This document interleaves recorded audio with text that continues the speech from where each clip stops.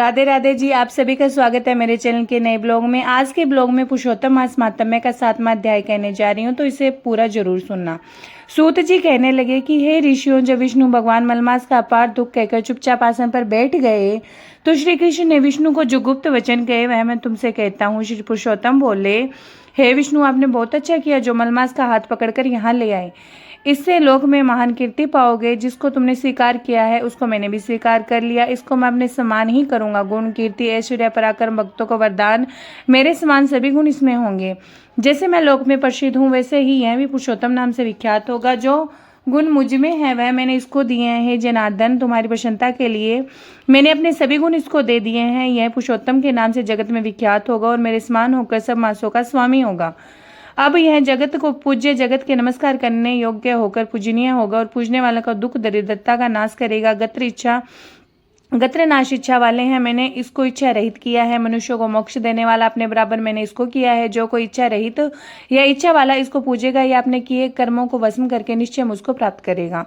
हे गरुड़ ध्वज महाभाग्यशाली यति ब्रह्मचारी महात्मा निराहारी भी मेरे परम स्थान को प्राप्त नहीं होते, परंतु पुरुषोत्तम के भक्तवास भर में जन्म मृत्यु से रहित हो बिना परिश्रम के ही हरिपद को पा सकते हैं। सब साधनों में श्रेष्ठ, सब काम तथा अर्थ को देने वाला यह पुरुषोत्तम मास स्व अध्याय योग्य है। जैसे हल से बोए हुए बीज करोड़ों गुना बढ़ते हैं, वैसे ही पुरुषोत्तम मास में किया हुआ पुण्य कोटि गुना बढ़ता है।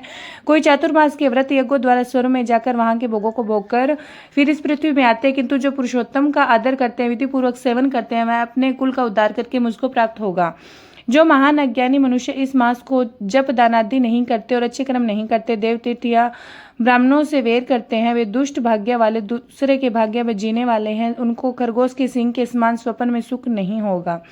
जब मूढ़ मनुष्य मेरे प्रिय मलमास का तिरस्कार करेंगे और जो धर्म का आचरण नहीं करेंगे वे सदैव नरकगामी होंगे। जो पुरुषोत्तम के निर्मित तीन वर्ष में धर्म का आचरण नहीं करते वह भी पाकादि नरकों में पड़ते हैं। जो अज्ञानी पुरुष स्त्री, पुत्र, पौत्र आदि के बंधन में फंसा रहता है वह अज्ञानी दुख रूपी दावानल में पड़ा रहता है। जिसका अज्ञान मेरे प्रिय अत्यंत पुण्य दान पुरुषोत्तम मास बीत गया उसे कैसे सुख प्राप्त हो सकता है। श्रेष्ठ भाग्य वाली जो स्त्रियां पुत्र सुख सौभाग्य के लिए पुरुषोत्तम मास में स्नान, दान तथा पूजन करेगी उनको मैं सौभाग्य, संपत्ति, सुख, पुत्र दूंगा। और जो मेरे इस मास को ऐसे ही व्यतीत कर देगी उनको मेरे प्रतिकूल और स्वामी से सुख नहीं होगा।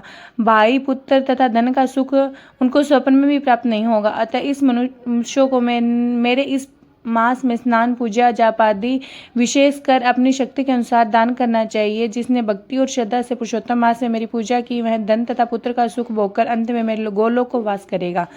मेरी आज्ञा से सभी मनुष्य मलमास को पूजेंगे। मैंने इस सब मासों में उत्तम इसको दिए, इसलिए हे रमावते तुम चिंता छोड़कर पुरुषोत्तम मास को लेकर वैकुंठ